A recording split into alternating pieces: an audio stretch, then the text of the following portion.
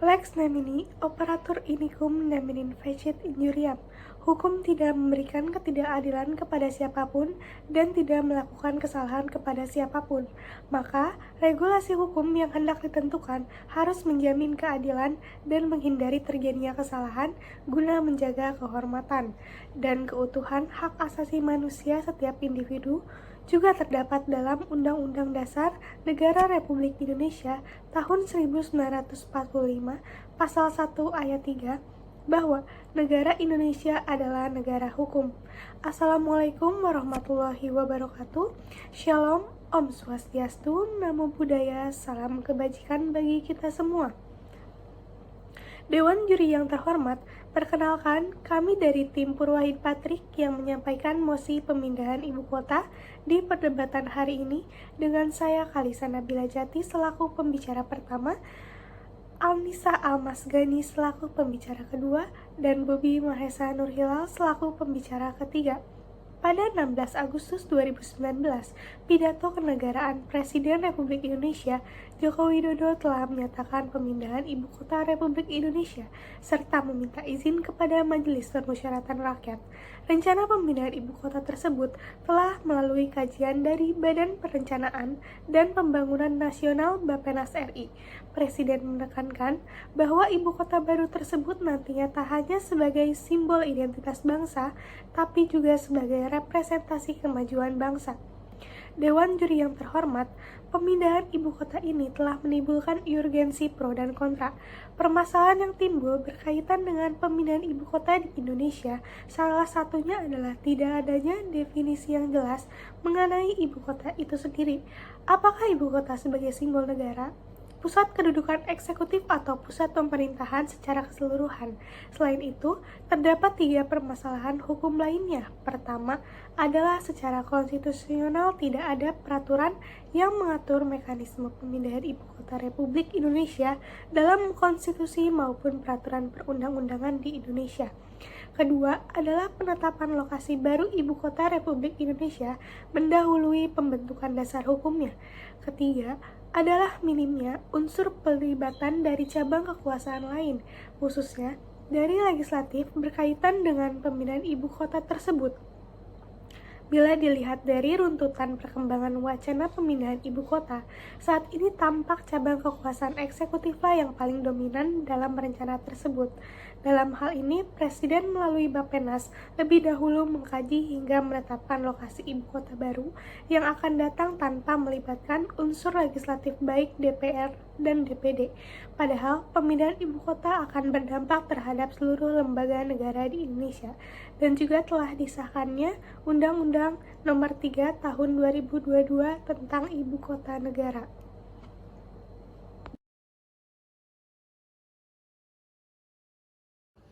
Dewan Juri dan tim kontra yang kami hormati, izinkan kami dari tim pro untuk menyampaikan argumen kami bahwa kami menyetujui dengan adanya pemindahan ibu kota negara. Dalam pasal 2 Undang-Undang Dasar Nomor 3 Tahun 2022, ibu kota negara memiliki tujuan, yaitu A. Menjadi kota keberlanjutan di dunia, B. Sebagai penggerak ekonomi Indonesia di masa depan, C. Menjadi simbol identitas nasional yang mempresentasikan keberagaman bangsa Indonesia berdasarkan Pancasila dan Undang-Undang Dasar 1945. Dapat kita lihat juga dalam pembukaan Undang-Undang Dasar 1945 alinea keempat, salah satu tujuan negara yaitu untuk memajukan kesejahteraan umum. Untuk itu, negara berupaya melaksanakan pembangunan di semua sektor maupun sendi-sendi kehidupan lainnya. Pembangunan yang dilaksanakan oleh suatu negara untuk pemerintahan yang berdaulat dalam rangka memenuhi hajat hidup orang banyak dan pemenuhan hak asasi manusia adalah melalui pembangunan di sektor ekonomi, sosial, pendidikan, dan lainnya. Pemindahan ibu kota negara merupakan suatu agenda yang sangat tepat untuk dilakukan. Pemindahan ibu kota negara dari Jakarta ke Kalimantan sangat berdampak baik bagi perekonomian negara. Oleh karena itu, Dewan Juri dan rekan tim kontra yang kami hormati, bahwa dengan ini kami dari tim pro mendukung mosi perdebatan kali ini. Alasan utama pemindahan ibu kota negara adalah beban Jakarta dan Jawa sudah terlalu berat.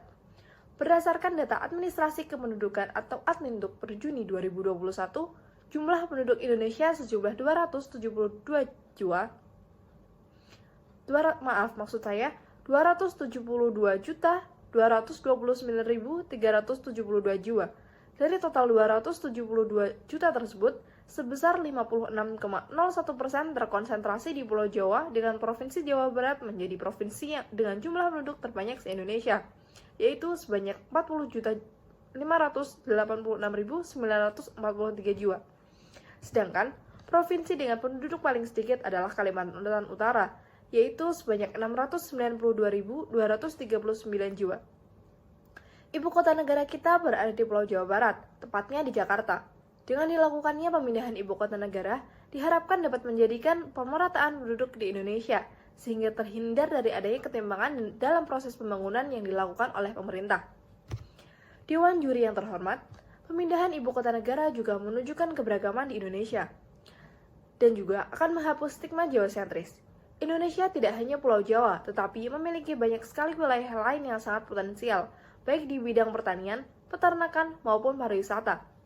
Saat ibu kota negara pindah nantinya, maka masyarakat di tempat baru yang terdiri dari banyak etnis akan saling menghargai perbedaan dan mencintai keberagaman. Dengan keberagaman, maka akan menunjukkan sila persatuan Indonesia, karena ada banyak warga yang berasal dari etnis yang berbeda, tetapi tidak berperang satu sama lain.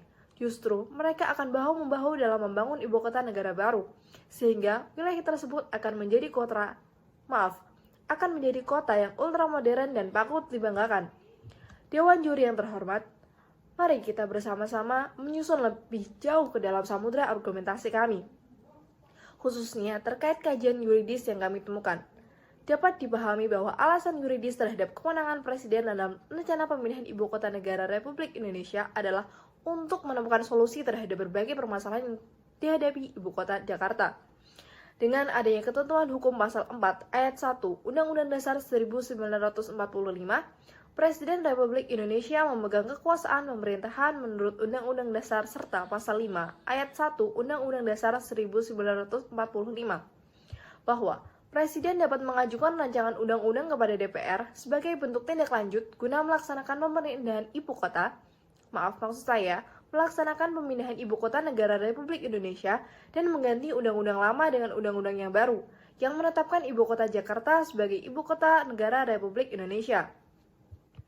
Dewan Juri yang terhormat, dapat kita lihat beberapa contoh negara yang mengalami kemajuan dan berhasil pasca pemindahan ibu kota negara. Negara tersebut adalah Malaysia, memindahkan pusat pemerintahannya dari Kuala Lumpur ke Putrajaya. Dengan adanya pemindahan ibu kota tersebut, negara Malaysia mengalami kemajuan. Tidak hanya itu, terdapat efektivitas dan efisiensitas yang dihasilkan dari langkah tersebut, termasuk peningkatan produktivitas kinerja aparatur negara. Sekian dari Tim Pro, terima kasih.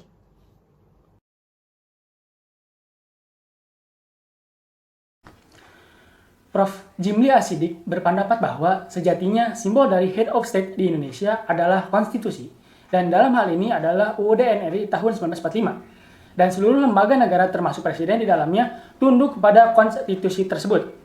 Pendapat dari Prof. Jimli Asidik tersebut di atas sejalan dengan paham konstitualisme yang banyak dianut di negara konstitusi modern. Paham tersebut juga sejalan dengan prinsip check and balances yang dianut di Indonesia. Dewan Juri yang terhormat, selain itu, dalam konstitusi setidaknya ada 2 pasal yang menyinggung ibu kota negara. Pasal 2 ayat 2 UUD NRI tahun 1945 menyebutkan bahwa MPR bersidang sedikitnya sekali dalam 5 tahun di ibu kota negara. Lalu, pada pasal 23 huruf G ayat 1 yang menegaskan BPK berkedudukan di ibu kota negara dan memiliki perwakilan di setiap provinsi.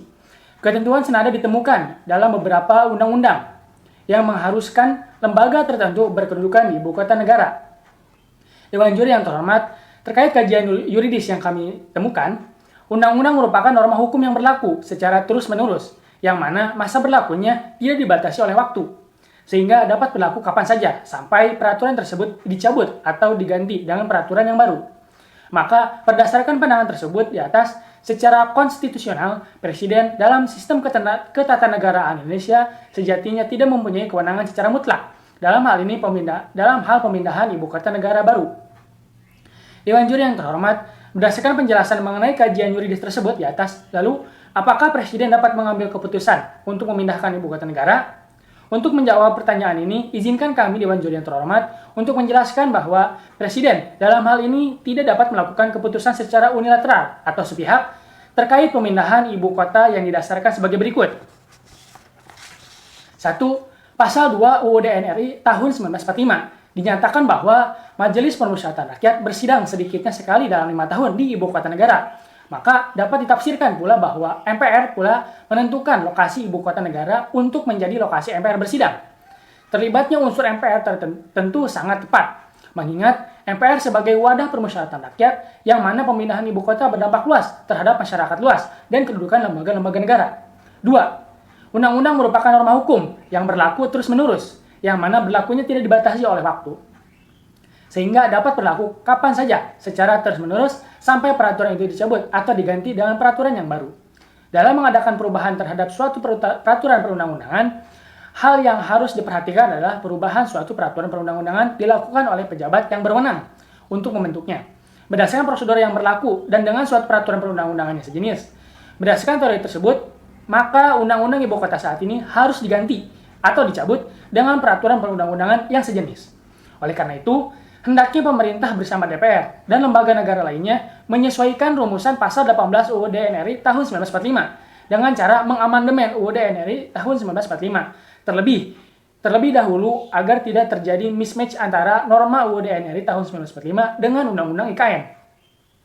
Meskipun diketahui proses amandemen tidaklah semudah membalikan telapak tangan, namun itu jalan terbaik untuk mendapatkan legitimasi hukum. Dewan Juri yang terhormat, secara historis penamaan daerah khusus ibu kota pertama kali tertuang dalam penetapan Presiden Republik Indonesia nomor 2 tahun 1961 tentang pemerintahan daerah khusus ibu kota Jakarta. Dalam konsiderasinya, dalam muatannya menimbang Presiden Soekarno menyatakan Jakarta Raya sebagai ibu kota negara, dijadikan kota indoktrinasi, kota teladan, dan kota cita-cita bagi seluruh bangsa Indonesia.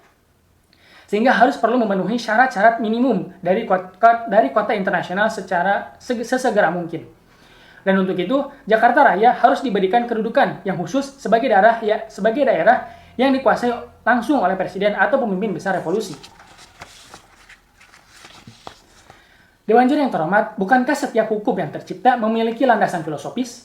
Oleh karena itu, Dewan Juri yang terhormat, hal yang perlu digarisbawahi bahwa cita hukum Indonesia adalah Pancasila, yang salah satu implementasinya adalah asas pemerintahan berdasar sistem konstitusi, ialah menempatkan undang-undang sebagai dasar dan batas penyelenggaraan kegiatan pemerintahan, sehingga tidak boleh ada kekuasaan tidak terbatas.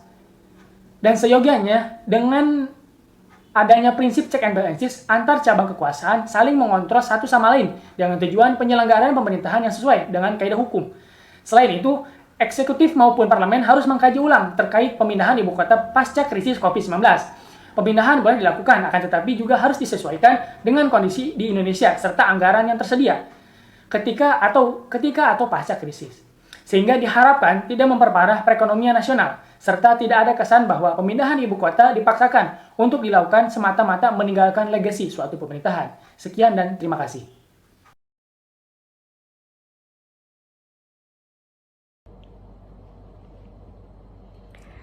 Dewan Juri yang terhormat, izinkan saya untuk menarik benang merah pada mosi perdebatan hari ini dari sudut pandang tim pro dan kontra.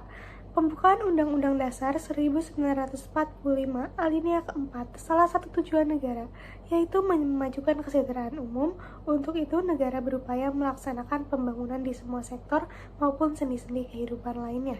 Pemindahan ibu kota negara merupakan suatu agenda yang sangat tepat untuk dilakukan. Pemindahan ibu kota negara dari Jakarta ke Kalimantan sangat berdampak baik bagi perekonomian negara, juga menunjukkan keberagaman Indonesia dan juga akan menghapus stigma Jawa sentris Indonesia. Tidak hanya Pulau Jawa, tetapi memiliki banyak sekali wilayah lain yang sangat potensial, baik di bidang pertanian, peternakan, maupun pariwisata. Bapak Dr. Fitra Arsil SHMH, selaku Ketua Bidang Studi Hukum Tata Negara Fakultas Hukum Universitas Indonesia, menegaskan bahwa pemindahan akan menimbulkan beban biaya yang tidak sedikit tetapi juga berdampak pada hukum ketatanegaraan di Indonesia. Oleh karena itu, secara konstitusional, Presiden dalam sistem ketatanegaraan tidak mempunyai kewenangan secara mutlak dalam hal pemindahan dan penetapan ibu kota. Presiden dalam hal ini tidak dapat melakukan keputusan secara sepihak. Terdapat dalam Undang-Undang Dasar Negara Republik Indonesia tahun 1945 pasal 2 ayat 2 menyatakan bahwa Majelis Permusyawaratan Rakyat bersidang sedikitnya sekali dalam 5 tahun di ibu kota negara. Dalam hal ini dapat dijelaskan bahwa MPR yang menentukan lokasi ibu kota negara untuk menjadi lokasi di mana MPR akan bersidang. Keterlibatan MPR dalam hal ini adalah karena MPR sebagai wadah permusyawaratan rakyat yang mana pemindahan ibu kota akan berdampak terhadap masyarakat luas dan kedudukan lembaga-lembaga negara. Berikut kesimpulan mosi perdebatan hari ini. Sekian dan terima kasih.